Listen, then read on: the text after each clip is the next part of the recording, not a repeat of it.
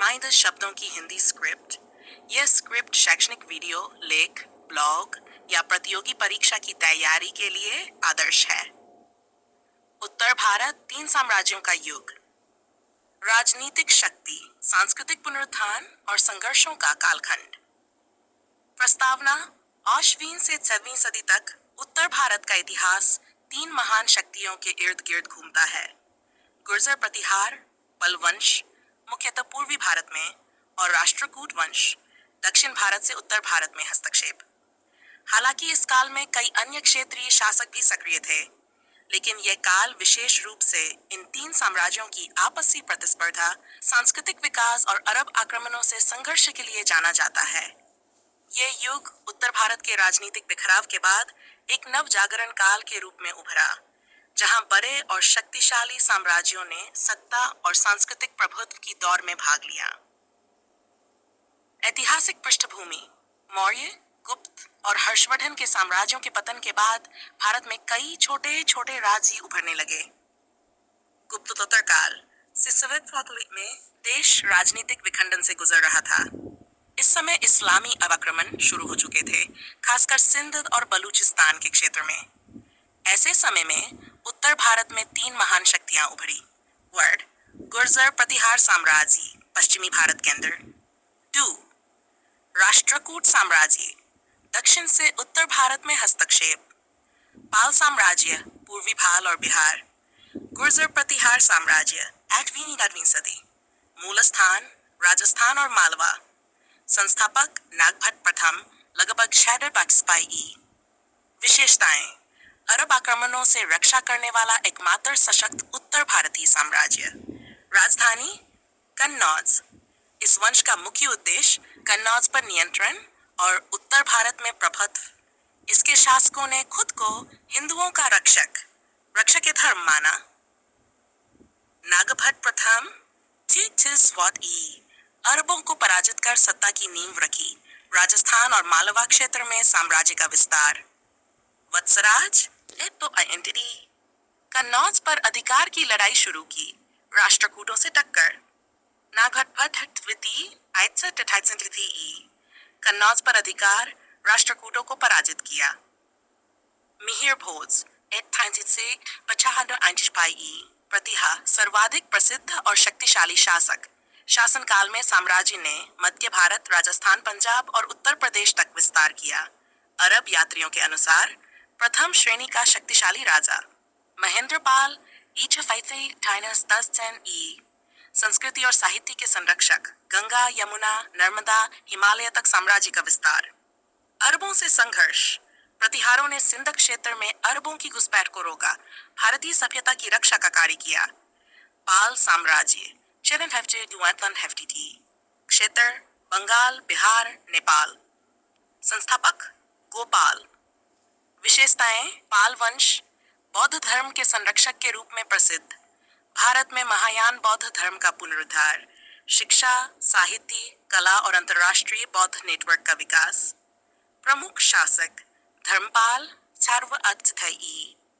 कन्नौज अधिपत्य युद्ध में सक्रिय। प्रतिहार और राष्ट्रकूटों से टक्कर। विक्रमशिला विश्वविद्यालय की स्थापना। देवपाल साम्राज्य का सर्वाधिक विस्तार। असम से नेपाल तक प्रभुत्व। अंतर्राष्ट्रीय बौद्ध संबंधों का विकास। तिब्बत, श्रीलंका, जावा। महिपाल आंतरिक शांति और आर्थिक विकास, राजशाही पुनर्जीवित।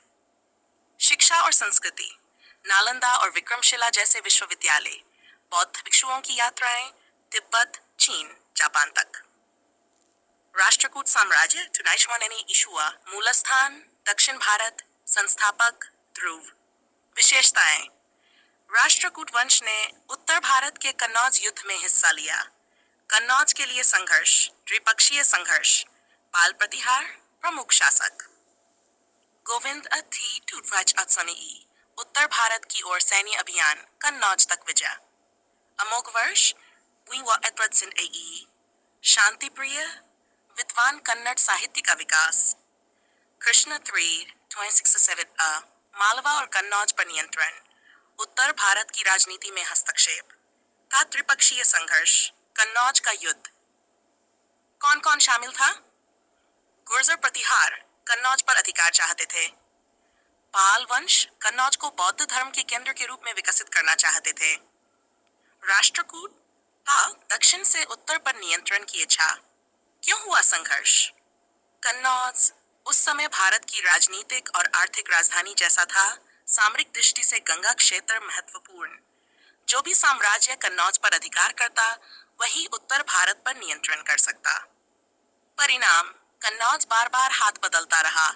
कोई एक शक्ति स्थायी रूप से स्थापित नहीं हो पाई। अंततः गुर्जर प्रतिहारों का प्रभुत्व बना।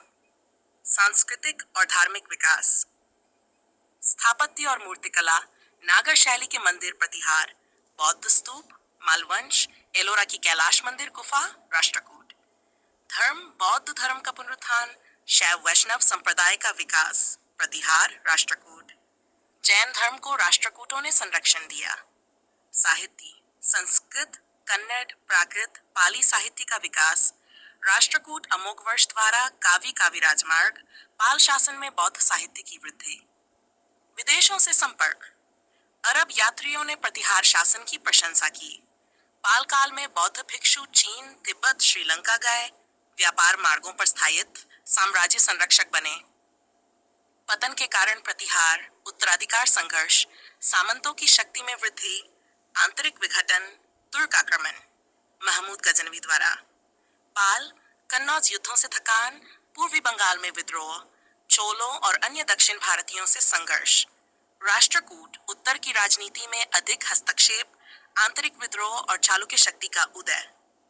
निष्कर्ष, 1896 का युग उत्तर भारत में राजनैतिक संघर्ष, सांस्कृतिक पुनरुत्थान और धार्मिक गतिशीलता का समय था। गुर्जर प्रतिहारों ने भारत की बाहरी सीमाओं की रक्षा की, पालों ने बौद्ध धर्म और शिक्षा को नया जीवन दिया और राष्ट्रकूटों ने दक्षिण से उत्तर तक एकता का प्रयास किया। इस युग की सबसे प्रमुख विशेषता थी कन्नौज के लिए त्रिपक्षीय संघर्ष, जिसने भारत की राजनीतिक दिशा को तय किया। स्रोत ग्रंथ और ऐतिहासिक साक्ष्य, अरब यात्री सुलेमान और अल मसूदी के वृत्तांत, ताम्रपर, प्रशस्त।